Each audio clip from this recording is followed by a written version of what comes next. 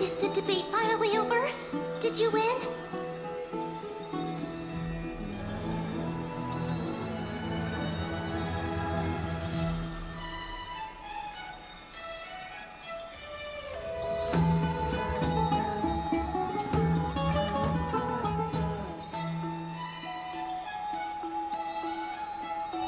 Really? But the look on your face says otherwise. Well, moving on. I was hard at work even while you were at the debate. I borrowed a mountain of books from Cass to see if I could find a way to solve your problem. Let's see. I still have... only 32 books to go.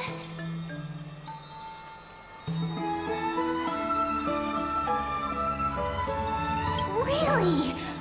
Oh, that's fantastic news. I knew it. Hard work always pays off.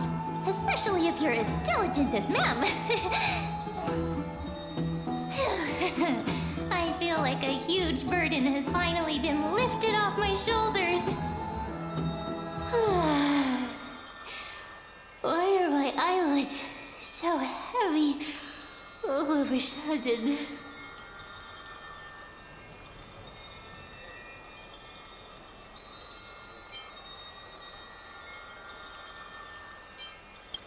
You're right. Then I'll go back to...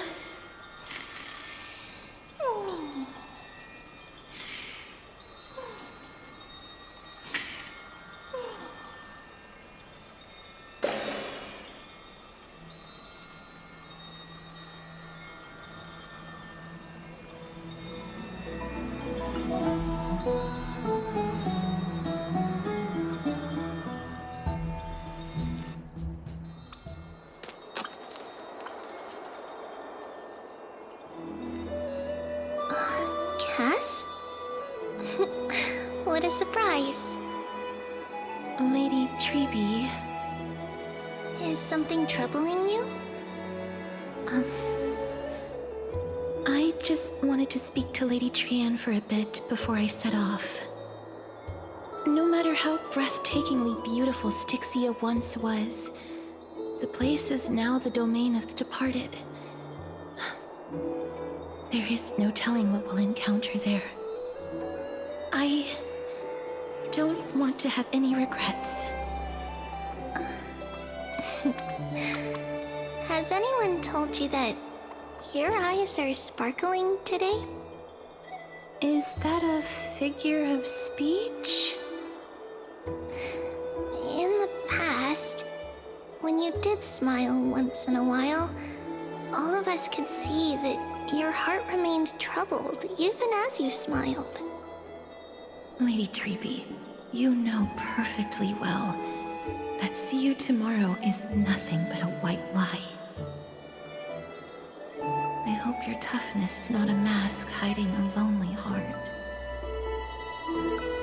Cass, you hardly ever talked of your past. None of us knows what you went through apart from Maggie. But we know it must have been filled with pain and hardships, as it is the fate every Chrysosaur is destined to live out.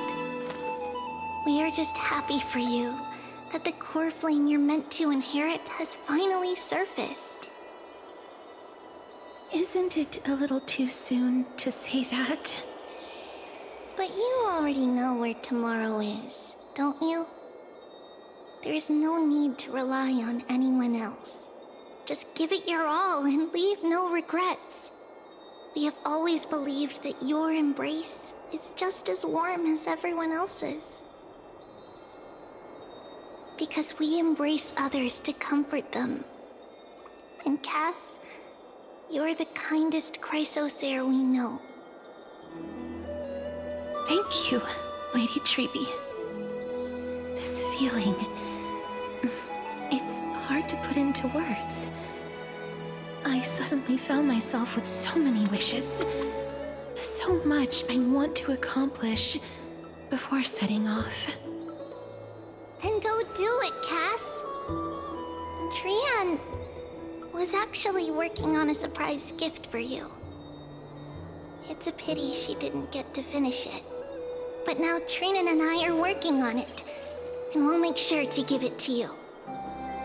So, let's meet back here when you return from Styxia. Safe travels. See you tomorrow!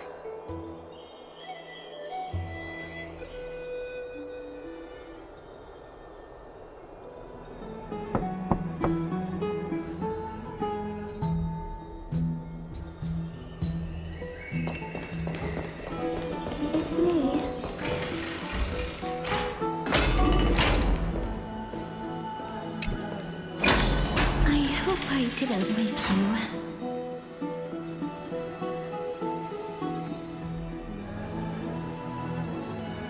Huh? No. I'm here because of private matters, actually. If it isn't too much to ask, I'd really like it if you could come along with me to retrieve something.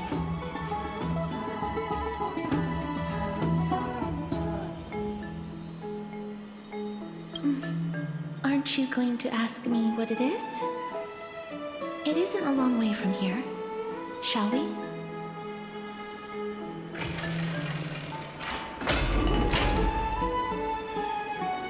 I'd love to go. Have you heard? Seems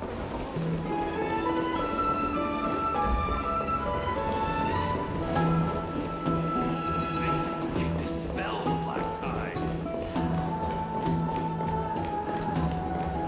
The streets are packed. I want to vote! Tell me how I can vote! Take your ceramic shard, engraved with the Kethali rune. Select the Council of Elders in your heart, and pray silently until the shard registers your choice. Then toss it into the Dolium. The Council of Elders? More like the Council of Buffoons! The Black Tide took my hometown long ago! Who are they kidding with bringing back Erechrysia? It's all a sham to create their own Erechrysia in Akama! The Titans are just. So long as we do not overstep our bounds again, we will not incur divine wrath. Oh, please. The time when these deranged Titans should have vacated their spot to the demigods is long overdue. You'll see soon enough, you old bogey. And I pray that Talanton smacks some sense into you with their scales. We shall see how this turns out. That was quite a spectacle.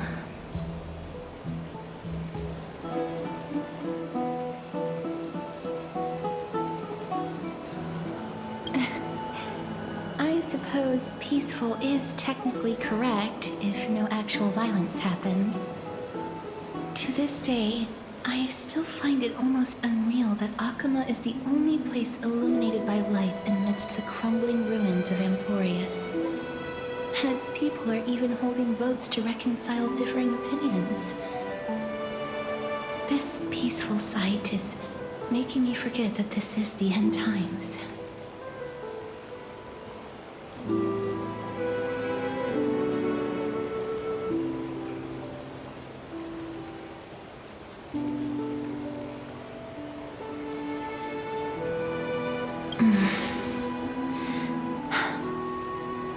Before coming here, I had lived for many years in Idonia, a city of rime and frost. The people there were devotees of Thanatos, and were well known for their unique burial rites and traditions. Traditions that I played a major role in.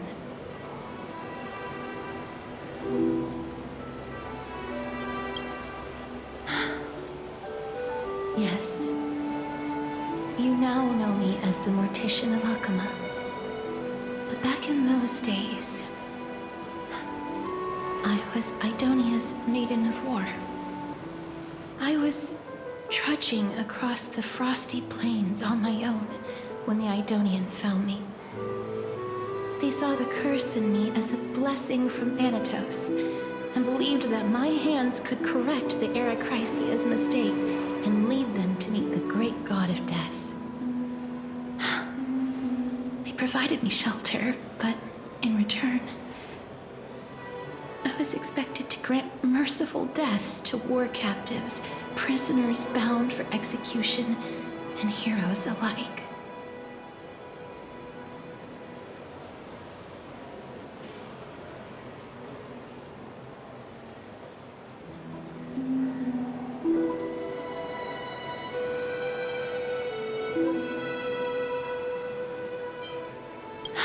Yes. No matter how kind or cruel the means, nothing can change the essence of death. Taking away someone's life is never worthy of religious worship.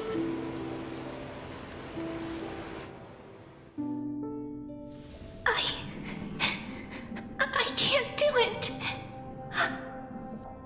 Their voices, they pierce my ears.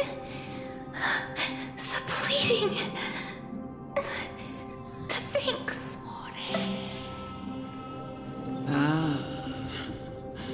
I know that feeling, child. I was once as lost as you are now. But you must respect those walking towards death, just like how you should respect yourself as the Holy Maiden granting humans glory and liberation. What you're asking me to do is no better than the task of an executioner. And yet you want me to respect myself. No matter the titles, I am still taking away human lives. This won't be the first time that Edonia's fanatical nether warriors have faced death. On the contrary, recruits new to the battlefield often run away from their first fight. Death is the mightiest and gravest power in this world. The fact that you can wield it means you are deserving of respect. That's such a twisted reason. Then let me tell you a story. In Idonia, the great swords commonly used by executioners are called Draconian, in memory of Drakon, an elderly executioner. The sword has 3 air holes along its body. If the sword is swung down swiftly and accurately, the holes would make no sound, and the executed would also depart this world quickly and painlessly. But should the executioner have any hesitation, the holes would produce a piercing whistle.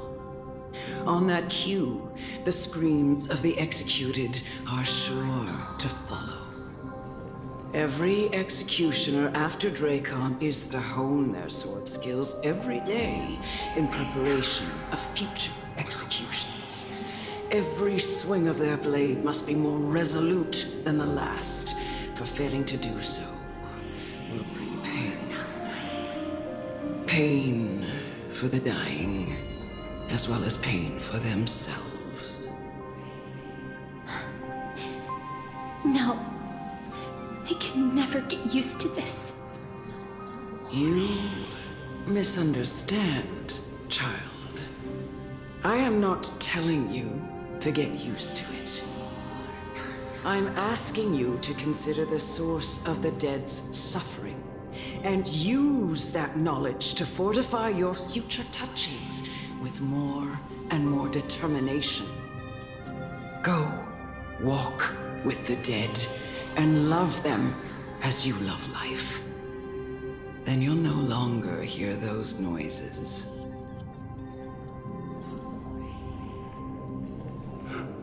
Please, don't kill me. I don't want to die.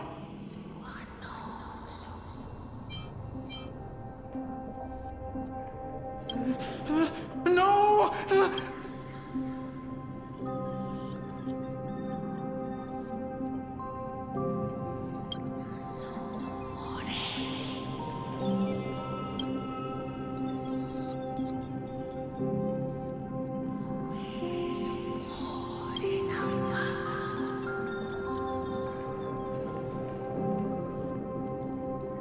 May you gain some insights through his sacrifice. Is this all? No. Come with me. This is just the beginning of your life as the Maiden of War. You executioner!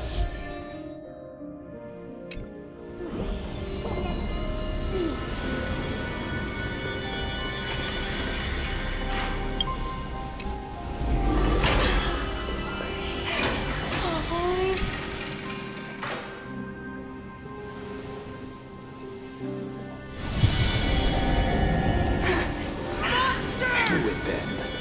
Execution.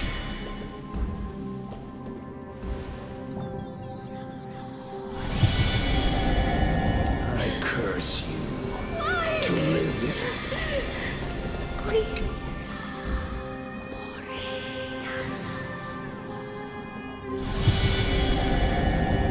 When will this ever end?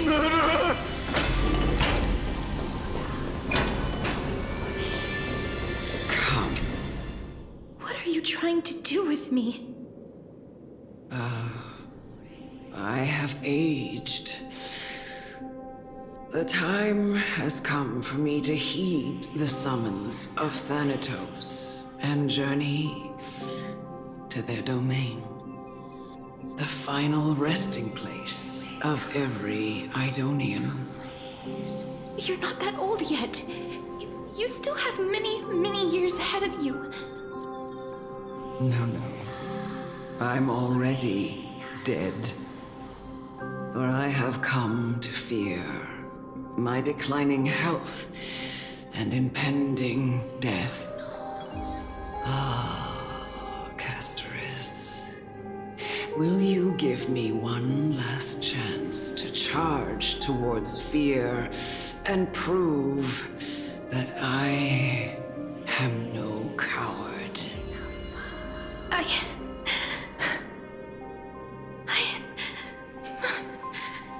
can't take this anymore!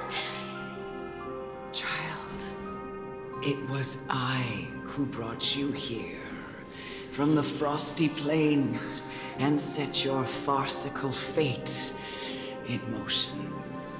It was also I, Chief Executioner of Eidonia, who forced the heavy duty of executing others onto you. I've always known that you have doubts and even anger about my faith and about me. I never had a choice. Indeed. We essentially abducted you. Yet you can end any sinful life with just a touch of your fingers. Shouldn't it be easy for you to escape from here? I'll never do that. It doesn't matter how lightly the Eidonians take death, or how readily they accept it. I simply can't do it.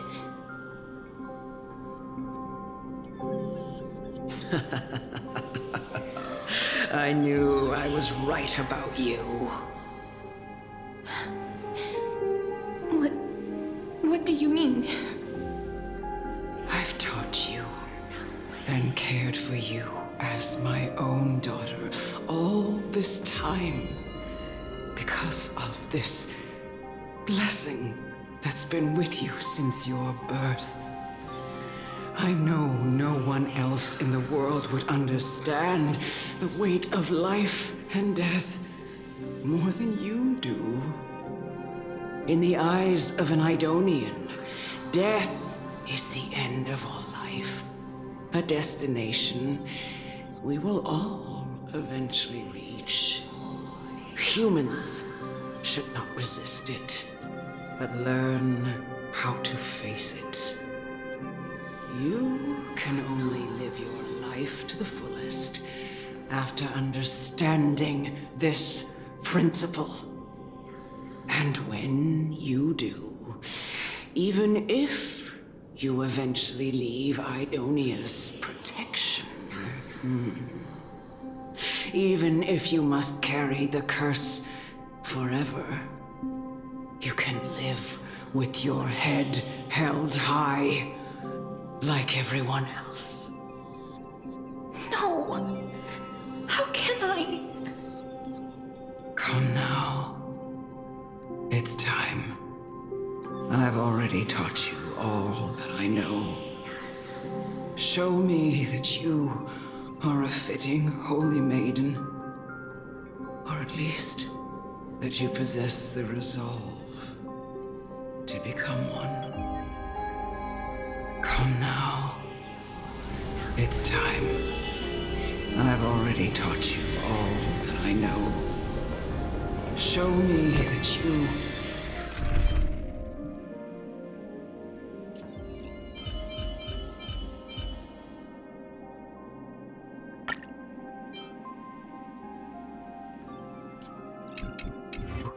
are a fitting holy maiden. Christ, that you possess the resolve.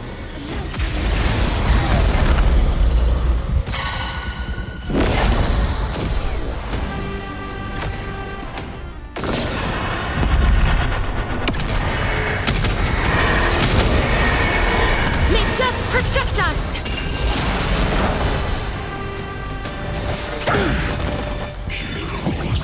I'll overcome the thorns. Serenity is before me. Root here. Bloom. Some value, I suppose. Eternal. You chose the wrong enemy. Receive divinity. So, this is the Repay. warmth of life. Eternal sleep is not the end. The dead return!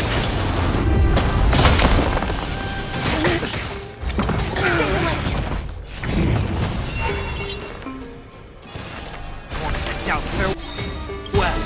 This mortal form. Watch over you. Guide you on your path. As you wish. There's more to life. I'll see you off. Bloom. I shall remember this warmth. Enjoy yourself. Receive divinity.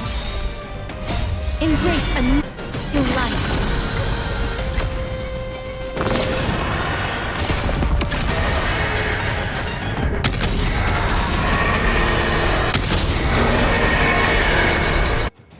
I only wish that death may protect us.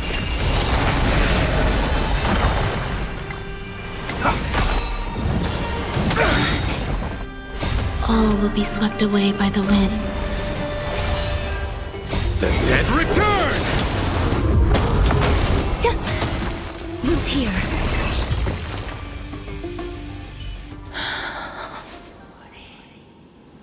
This was the last time I followed her command. I gently touched the elderly woman before me. The executioner, who had seen too much death, died the same way as everyone else.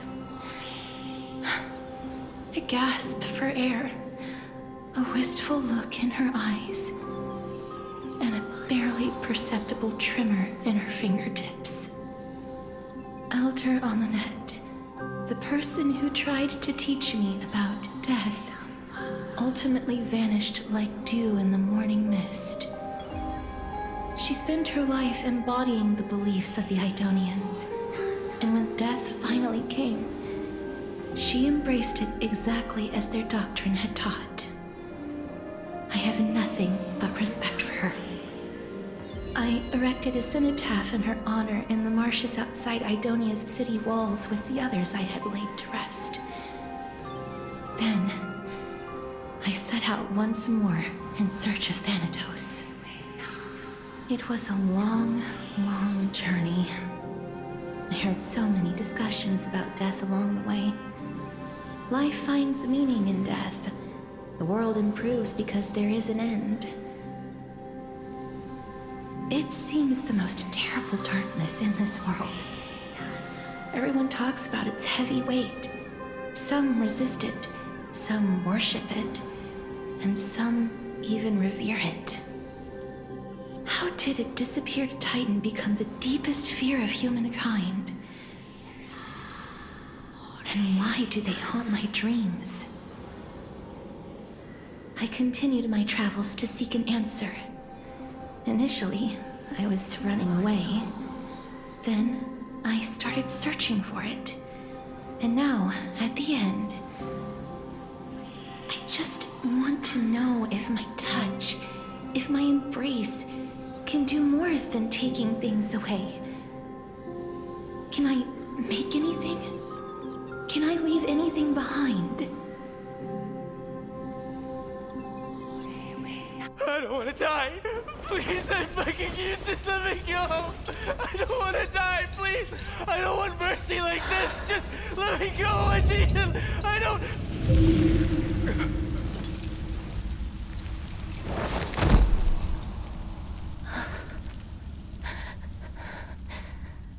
I hate these icy hands.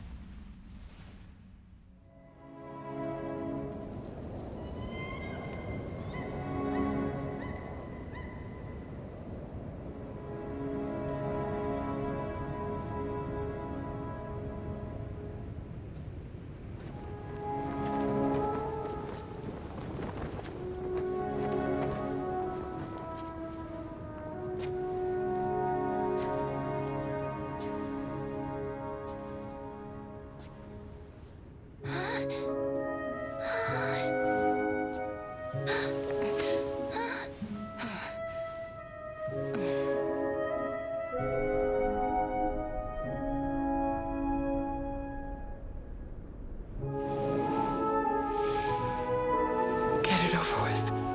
End its suffering.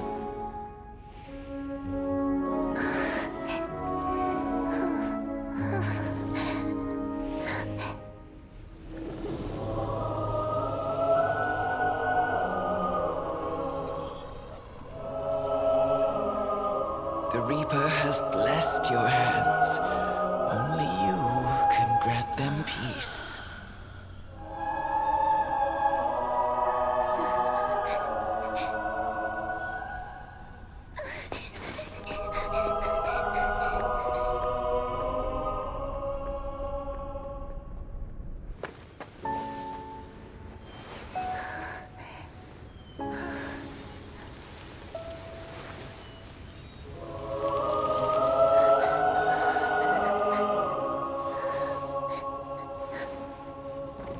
Embrace death. Walk alongside it.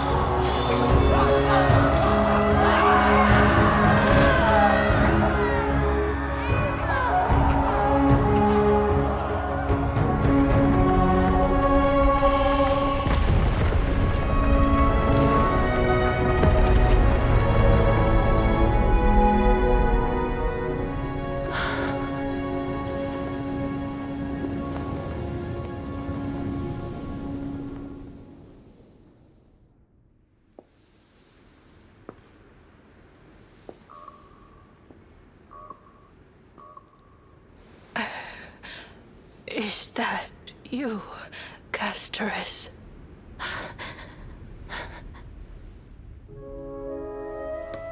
All of them have gone, heeding death's summon, crossing into their domain.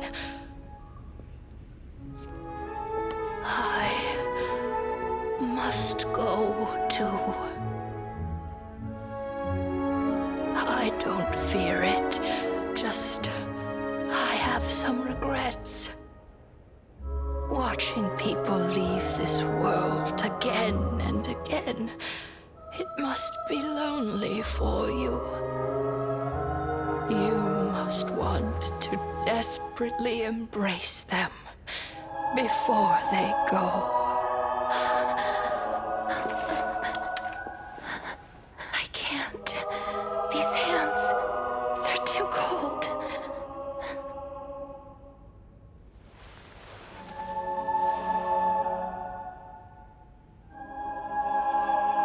But Big Sister Castorice, your hands are so warm.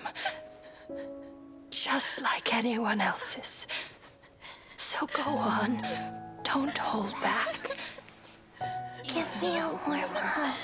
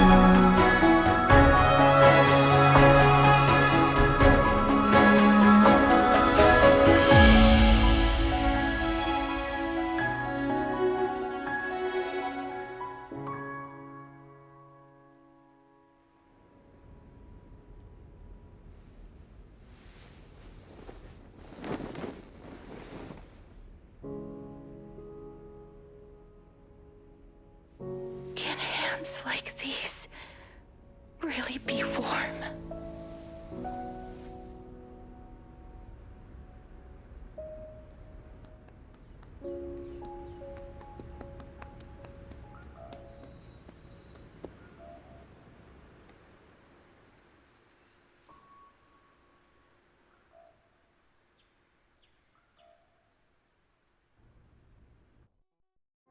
On the day that Orynyx's trial ended, you must have had many questions. I felt just as confused. Why, as someone from beyond the sky, were you so cruelly dragged into Amphorius's fate? I wished I could take action, but no matter how hard I try, I cannot simply interact with the living as ordinary people do. Even when we brushed against each other unintentionally in the grove, and it was obvious that nothing had happened. When an almost unattainable hope finally welled up in my heart. When I thought that perhaps my touch would no longer bring sorrow, fate declared to me, it wasn't that the curse of death had finally been lifted, but that your soul no longer belonged to this world. And there was nothing left for my hands to take. Nothing. And did I really think this time would be any different?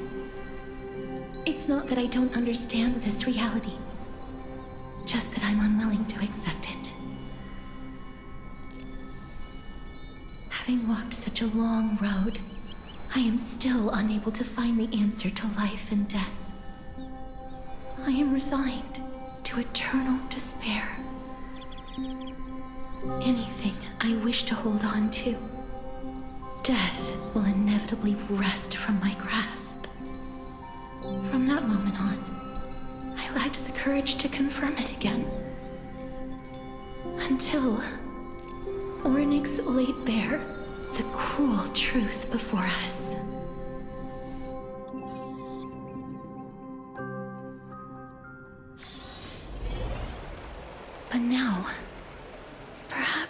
I might have one last chance. Long ago, Trinan read a prophecy to me. At the end of the Sea of Flowers, the souls of the living shall warm thy fingertips, and after an embrace, there shall be eternal separation. I found no surprise in it, for her words sounded not like a foretelling, but a perfect reflection of my past. Embraces in this world are born of reunions, yet my touch speaks only of farewells. In that moment, I had no doubt that this destiny would weave itself through the entirety of my life. And yet, things have taken a turn for the better. Now that I can finally have an audience with Thanatos, perhaps I can rewrite the meaning of that fated prophecy. I have no reason not to give it my all. For your sake, and for my own. With that, I won't have any regrets.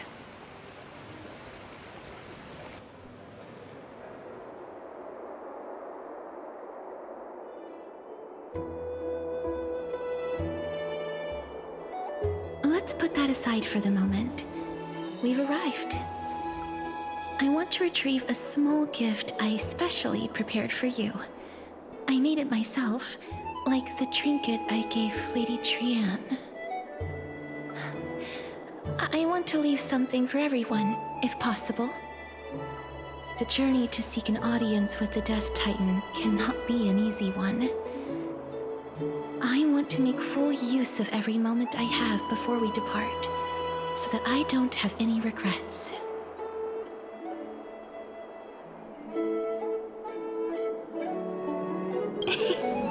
No, it isn't. You'll know when you see it. Look, it's right there. Huh? Where did it go? What's going on?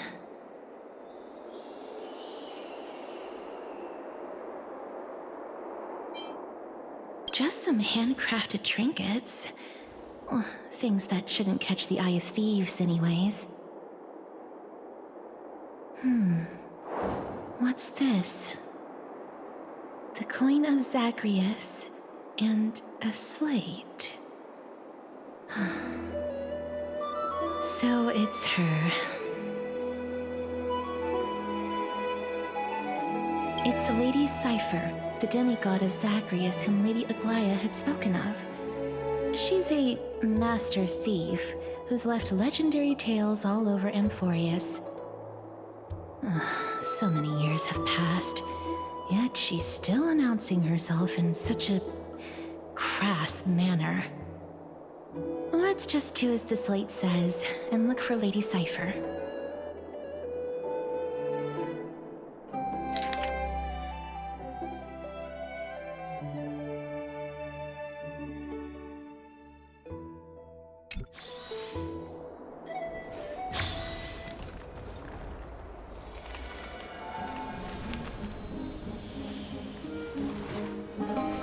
Look, it's right there.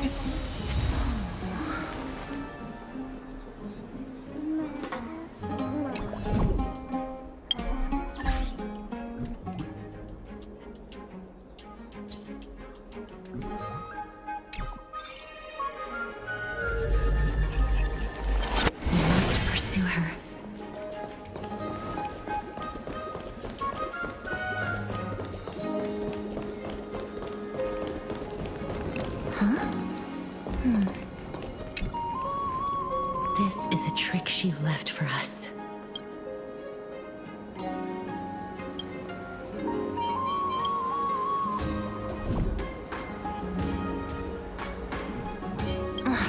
She's incorrigible.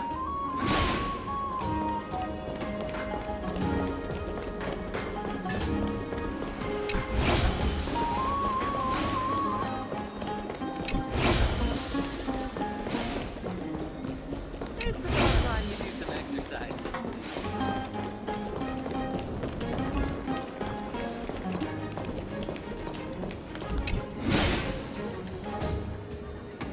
Exactly the kind of thing. This is how it should be.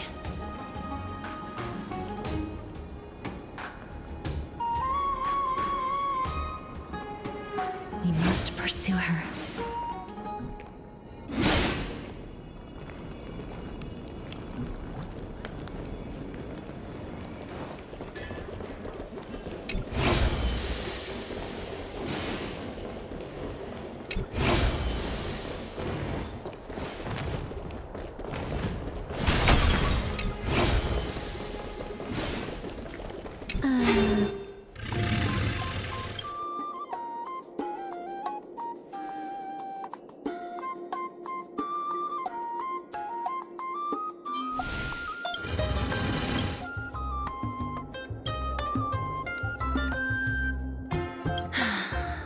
Lady Cypher, please come on out. You're still careless as ever. Shouldn't you keep such a precious gift near your bosom? Since you know it's a gift for someone else, please give it back to me. Stop hiding among the people and letting the wind carry your voice. Now, since I know it's a gift, that just means I need to milk its worth. The children of the wind never stay for long in one place. Unless your offer is tempting enough to steal the wind. What say you? Name your price. I'll give you however much you want.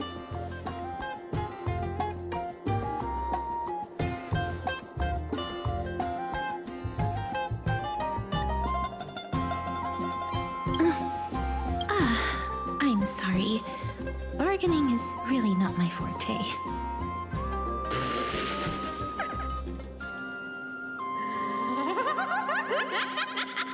No wonder they call you Princess Homebody.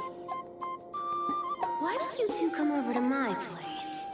It'll make a better venue for proper business discussions.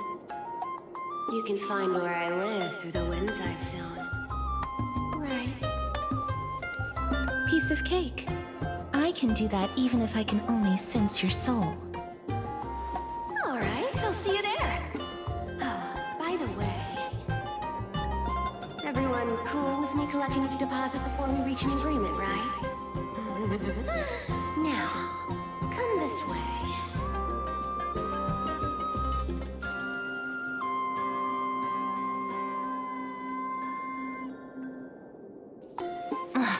She's incorrigible. Follow me.